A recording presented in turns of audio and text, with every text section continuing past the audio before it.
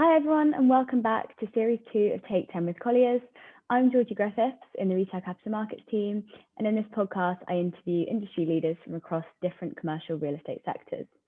Today I'm being joined by Lucy Puddle, who's Project Director at Grosvenor Group and is heavily involved in their latest South Molton Triangle development.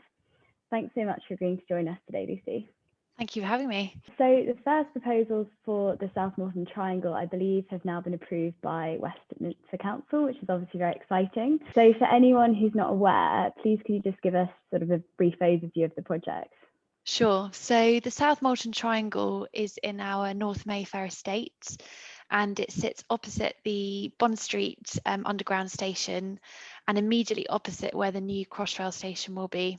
So it's seriously well placed from a transport perspective. It's in the conservation area, so it's got a number of listed buildings and historic buildings. So there's a real variety of interesting architecture, and currently it's rather kind of underutilized and unloved, and very much what I describe as a kind of cut through. You sort of walk through it without necessarily stopping there. Yeah. So the proposals really are about injecting new life into the triangle and making it fit for purpose for the local community and of course people visiting the area when Crossrail opens. So principally it's kind of two new office buildings set amongst the heritage and listed facades that already exist to a greater extent. So it's increased height in the offices. So the offices are increasing by about 56%.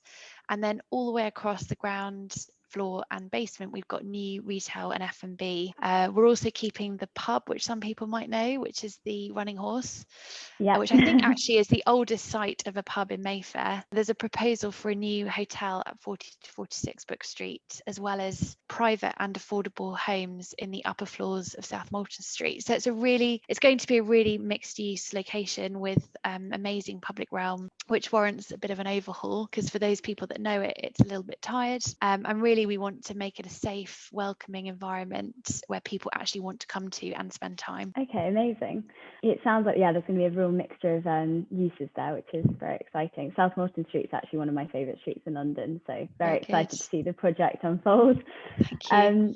Obviously, the way in which we've lived, shop, work, etc. has all changed over the last year and no doubt will continue to going forward. Do you think the pandemic has had a big effect on the proposed scheme? I think perhaps less so at this stage. We've clearly all kind of witnessed the devastating impact that it's had and are very mindful of that in terms of the existing local business and retail community. I think on South Molton Triangle, because obviously it will take some time to come forward, we've got, the benefit of being able to see how things change and what the sort of future trends are. Clearly some of the design will need to change to sort of react to, changes in people's requirements. So for example, within the offices, we may need a greater degree of separation and different finishes to make them more hygienic potentially. But I think for me, it's more about, as we go through the design now, how can we change that to better future-proof what we're creating?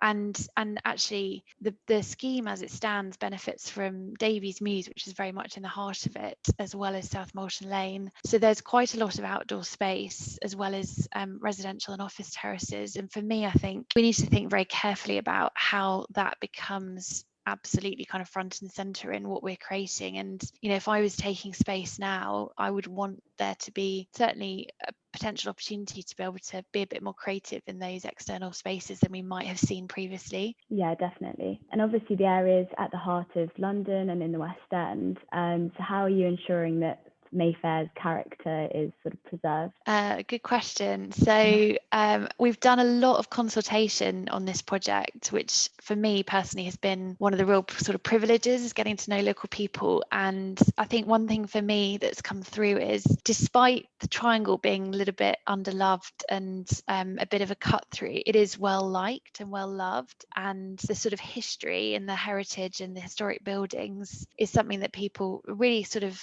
engages people.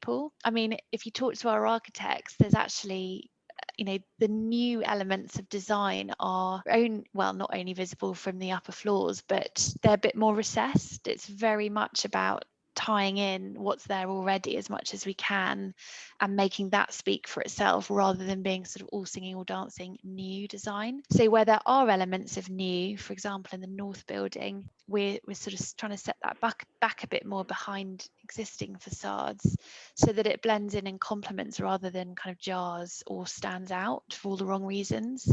And again, for me, there have been times when we were looking at taking down a couple of the buildings' facades and rebuilding them, and that presented its own challenges. But in dialogue with people locally, we've actually found that people really liked those buildings. They really added something to the character. And so in consultation with local people, the council, Historic England and others, we've actually worked quite hard to keep some of those heritage facades, which involves taking them down and rebuilding them and knotting them into what's there. So I think it's an unusual project in terms of the sort of breadth of historic buildings, and for me the history of the scheme and how it's evolved over time really adds something to the character. And I'd take that a bit further and say that actually the site has very much been a sort of backland to perhaps more dominant Oxford Street. And of course, back in the day, South Molton Street was a residential Georgian street. So there would have been gardens backing onto South Molton Lane. And again, interestingly, the route of the Tyburn River used to run from Marylebone down to the Thames along the route of South Molton Lane. So okay. yeah, that's actually, again, something that's really come out of consultation, has really resonated with people. And so the area has quite a sort of industrial past in the triangle itself, and we very much want to sort of foster that in the language of the design and indeed the tenants when some of the units come forward. So South Molton Lane will hopefully have a bit more of an industrial character, a bit more quirky. There'll be smaller retail units down there that we call micro units that I hope will attract slightly more not necessarily innovative but unusual businesses at lower rents that can trade out of small spaces and do something a little bit different. Yeah, and that's actually amazing as well, getting those retailers into sort of central London location where maybe that's not something they've been able to do before.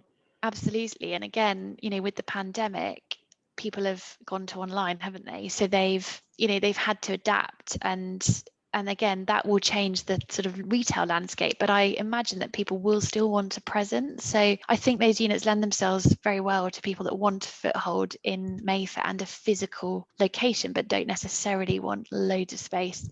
Yeah, no, definitely. I noticed that most of your projects, or all of your projects, I think, have some fairly ambitious environmental goals. I think you're trying to be net zero carbon by 2030. So how are you managing to achieve that on this project? That's right. So SMT is a really interesting one because there's a fair amount of new build, but there's also a lot of existing building stock that's being refurbished. It's sort of a tale of two halves, but we are, as you say, being very ambitious in what we want to achieve from a sustainability perspective. And for me personally, that goes to how we let up the space. So it's really important that we have tenants that share our values and that are striving equally as hard to have a positive impact. So just to give you a bit of a flavour for that, we've got the two sort of new buildings across the north and south blocks share a basement, which enables us to have a consolidated servicing and delivery regime where you ultimately have fewer vehicles coming to the site.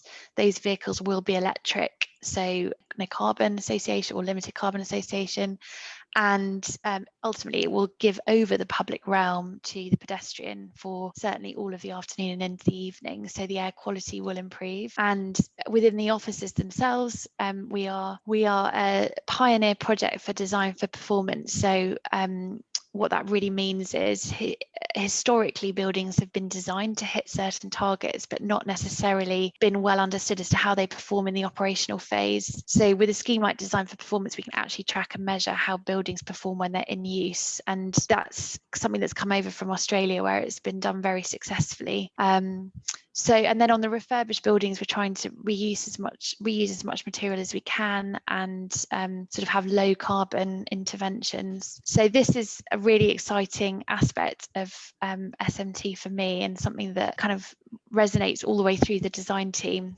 And a project like SMT will really sort of change what we're trying to do as a business, I think, which is, you've always got to have good examples of that. And as we work through the later design stages, and indeed when we get into letting, we're on green leases, etc., then that's when it's really going to come to fruition. Yeah, I mean, it sounds like an amazing project. So thank you so much for giving us a bit of an insight. Pleasure. We're coming towards the end of our episode. So if it's okay, I'm just going to do a couple of quick fire questions to finish up. So before the pandemic, what was your favourite shop or restaurant in the South Molton Triangle? There are a few restaurants and bars there at the minute, but there is the Running Horse pub. So I think I'd have to say the pub. Yeah. It's a beautiful building, and me and the team have had a few drinks there in the past. Perfect. And if you could secure one sort of dream retailer or F&B to the scheme, who would they be? Really good question. Gosh. For me, I'd love to have a tenant who kind of did different things at different times of the day. So in the morning, there might be an offer to capture the sort of early bird and the morning commuters. And then at lunch, you had a slightly different offering and people could pop in between. And then maybe it was a place that hosted events or had kind of experiences. So something that evolves and changes, and something that offers a lot to the local community, but also to visitors and sort of newbies to the Triangle alike. Perfect. Okay, well, that brings us to the end of our episode. So thank you again so much for joining us. As always, you can listen to more episodes of Take 10 with Colliers in all of the usual places. So Apple Podcasts, Google Podcasts, Spotify and YouTube. And to find out who we'll be speaking to next, please follow us on our social channels, LinkedIn, Twitter and Instagram.